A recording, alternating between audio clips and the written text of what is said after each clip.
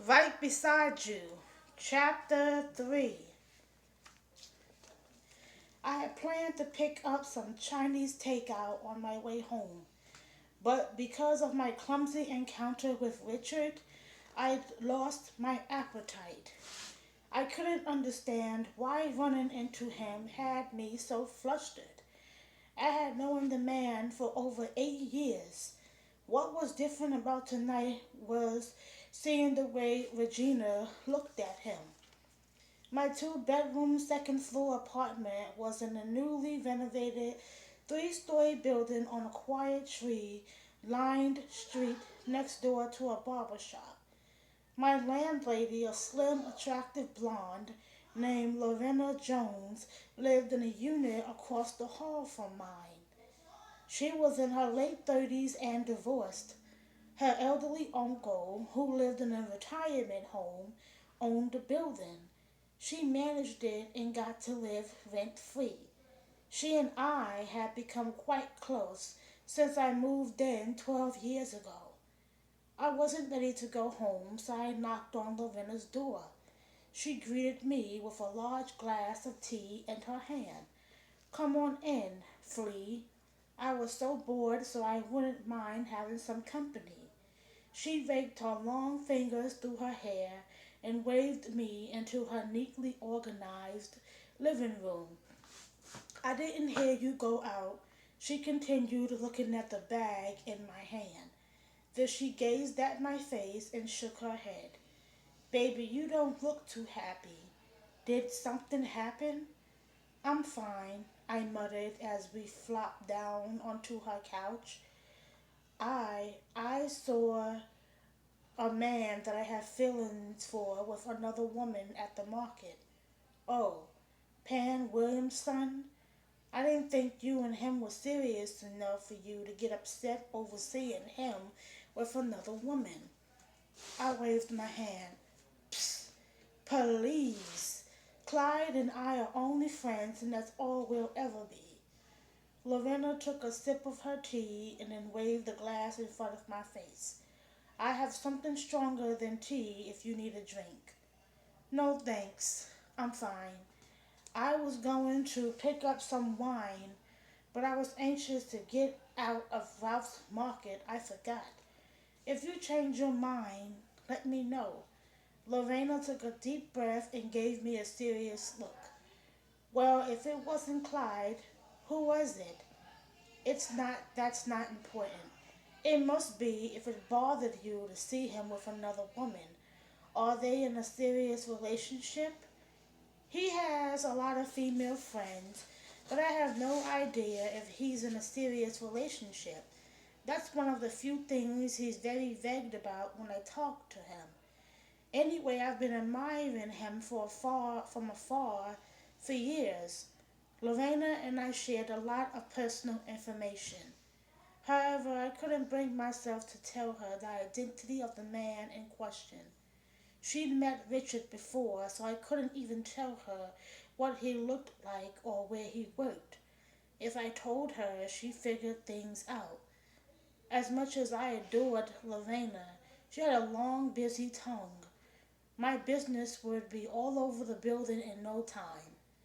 By the time the story had made its rounds, it would have been embellished so much I'd come out looking like a love-struck fool. The other woman who looks like a supermodel all the time was dressed to kill. And you see what I went out looking like. Lorena looked me over and frowned. You do look a little scraggly. If that wasn't bad enough, you should have seen the way they stared at the things I bought. I dumped my purchases onto the coffee table. I can see why. Lorena reared back and golfed so hard her eyes watered. I kept talking and she kept laughing, except for the Cheetos. This is all for Grandma Lucy. But I have a feeling that they, at least the woman, thinks these are items I bought for myself. I felt so old standing there. Lorena got quiet and gave me a sympathetic look. She set her glass on the end table and let out a mighty belch. Now that made me feel old, she complained as she rubbed her chest and wiped her lips with the back of her hand. I was about to say, you don't have to feel old or any other way. Buy what you want and let people think what they want. It's your life. I put the merchandise back in the bag. I better get on home. I forgot to take my phone with me, and I'm sure my grandmother has left me a ton of voicemail messages. How long do you plan on penning this for this fellow from afar? I shrugged. Lorraine, I feel so silly talking about this. Listen, there's nothing silly about being in love. Now answer the question I just asked. Well, I have a feeling that I'm probably as close to him as I'll ever be, I whimpered. I know he likes me too, but his feelings are strictly platonic. He values my opinions, though. He's always complimenting me on my outfits and jewelry. He even asked me to go with him to Wallace Jewelers to help him pick out a birthday gift for his daughter and a Mother's Day gift for his mother in law this year. Lorena gasped. He's married? Oh no, he's a widower, but he's still close to his former in laws. Oh, if he still gives gifts to his former in laws, he must be a keeper. After my divorce, my ex never spoke to me again or me for spoke folks again on me for that matter. And I have to admit you do have good taste. I'd give an arm and a leg to own pieces of jewelry as sharp as some of the ones you own. I tapped the pair of earrings in my ears I purchased last month. Well, you know you can borrow anything you want from me, I exhaled, stretched my arms, and we stood up.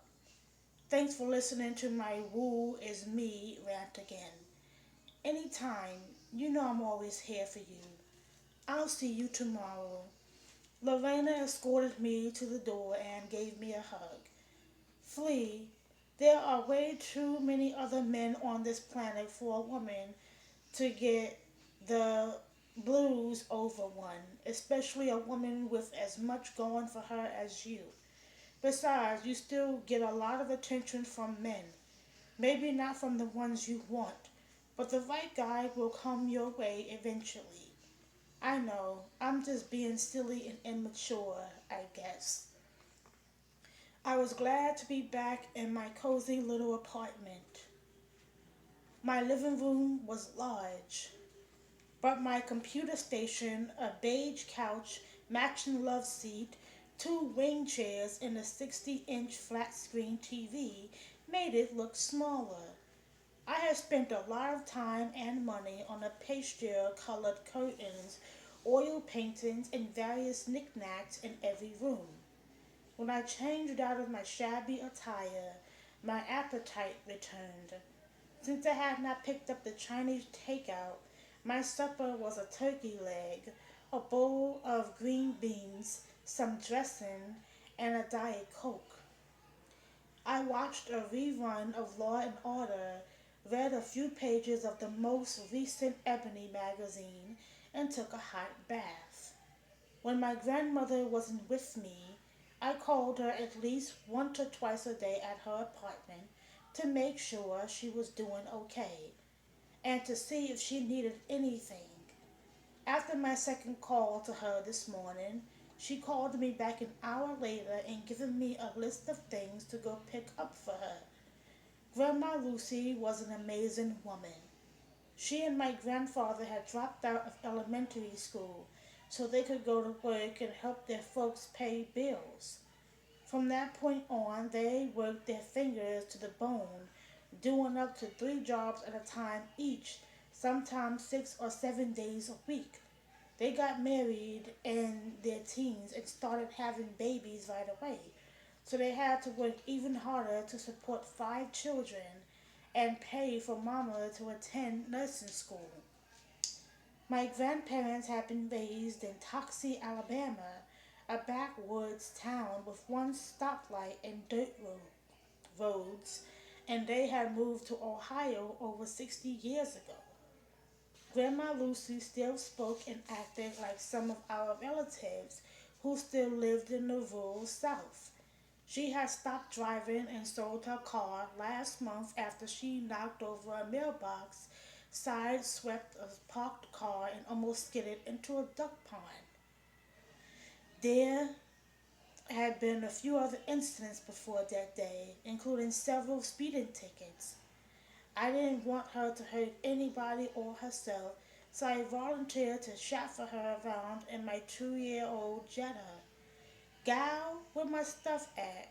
Was how she greeted me when I called her up after I eaten. I got lazy, so I'll bring it to you tomorrow morning. I'm going to the casino with my quilt making club tomorrow, and I'll be gone all day. I cleared my throat.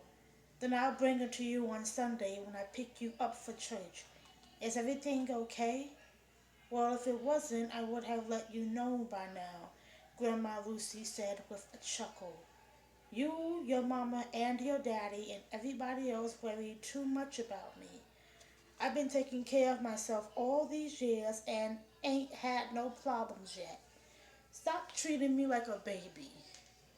Okay, sweetie, you sound tired, so why don't you get some rest? I'm going to go watch one of my Tyler Perry DVDs. I'll call you tomorrow. Girl, you gone deaf. Didn't I just tell you I'll be gone all day tomorrow? I was going to call you on the cell phone I bought you last month. Grandma Lucy coughed and then said in a raspy tone, I declare I don't know why you bought me such a complicated contraption. And I ain't carrying it with me to the casino, so it can be ringing and vibrating and distracting my attention away from the slot machines.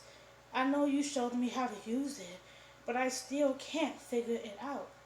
I've been old school all my life and I'm going to stay that way. Old school was right. My grandmother was the only person I knew who still used a rotary telephone. She snorted and went on. Every time I look up, they coming out with a new this, a new that, especially that internet, Facebook, Googly, chat rooms, and so on. All them strange words is enough to drive anybody nuts. She laughed some more. And you expect me to learn how to use a phone that even got no cord? Well, when that rotary phone conks out, you'll have to get a real telephone. I ain't worried about that as long as I got works for me. Shoot, my daddy told me all my life that if something wasn't broke, don't fix it. You are so bad, I teased. Go watch your movie and don't forget to lock your door and take all your pills before you go to bed. It had been a long day, so I went to bed an hour after my conversation with my grandmother and dozed off right away. My brother Victor, who was 2 years younger than me, lived in Atlanta with his wife and son. He was a very successful private investigator and he was always on the go. But we kept in touch by video chatting, text, email, and telephone at least 3 or 4 times a month. He had called me up on Thanksgiving Day, and we had chatted for almost a whole hour. I never turned off my cell phone or my landline when I went to bed. With my elderly parents on a 6 month long vacation, visiting cities in several countries, and a grandmother who lived alone in an apartment 6 blocks away, I needed to be available at all times in case they needed to get in touch with me. When my cell phone woke me up, I glanced at the illuminated clock on my nightstand and panicked. It was 4 a.m. Oh God, I moaned, sitting bolt upright. Please let it be a wrong number. I swallowed hard and looked at the caller ID and saw a name and number I didn't recognize. I answered right away. Phil, were you asleep? It was Mama's voice. I was, I muttered and held my breath. Is everything okay? Where's Daddy and whose phone are you using? Everything's fine. We're having a ball down here in South Africa. Your daddy is flopping around in a hotel pool, and I'm stretched out on the Chang's lounge laughing at him and munching on a few things I took from the breakfast buffet. I left my phone in the room, so I'm using one that belongs to a lady we met at breakfast this morning. My parents had retired 10 months ago on the same day. Mama had worked as a pediatric nurse for 35 years, and Daddy had worked in law enforcement for 40. He started out as a beat cop and worked his way up to homicide detective. One of their goals was to visit as many countries as possible before they got too old. Even after providing a good life for my brother and me, and supporting Daddy's parents until they passed years ago, they still managed to save enough money to fulfill their dream. A week before they were scheduled to begin their 6 month long vacation, Mama's father passed away and they didn't want to leave Grandma Lucy on her own. But she was in good health and didn't want them to change their plans to accommodate her. I didn't want them to change their plans either. So I assured them that I would take care of my grandmother and even suggested moving her in with me. Grandma Lucy liked living alone, but I picked her up at least once a week and brought her to my place to spend a couple of nights. Lorena enjoyed spending time with her while I was at work, and she wore a medic alert bracelet at all times when she was alone, so I wasn't too worried about her. How are you doing, baby? Is Mama driving you crazy yet? I'm fine, and so is she. She's going to spend today at a casino with one of her quilt making club friends, but I'll see her on Sunday. How's the vacation going? It'll be over soon, so I hope you and Daddy are still having a good time. They started their journey back in June and had already visited England, France, Scotland, Portugal, Ireland, and Italy. They had been in Africa for 3 weeks. Baby, we are having the time of our lives. Ghana was an amazing place, but we're enjoying Johannesburg, Johannesburg, South Africa even more.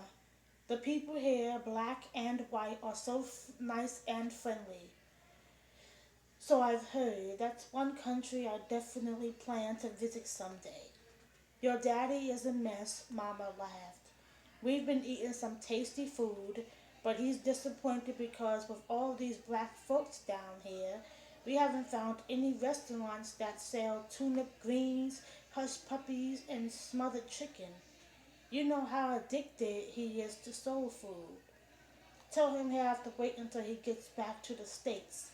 Black folks in other countries have probably never even heard of what we call soul food. Tell me about it, but we eating some good food anyway. By the way, I spoke to your brother yesterday. I talked to him on Thanksgiving. He won't be able to make it up here for Christmas. That's another thing I need to tell you. We might not make it back in time for Christmas. Oh, why not?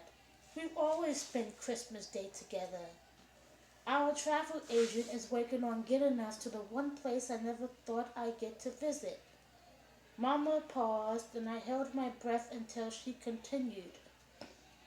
If he can get us into a decent hotel, we'll spend Christmas Day and the rest of the week, if possible, in Bethlehem. A tour guide would take us to some of the same places where Jesus lived and preached. But our travel agent is having a few problems making the arrangements, so we're not going to get our hopes up too high. I gasped. Oh my, I hope he can get it done. When I was a little girl, you talked about visiting that part of the world all the time.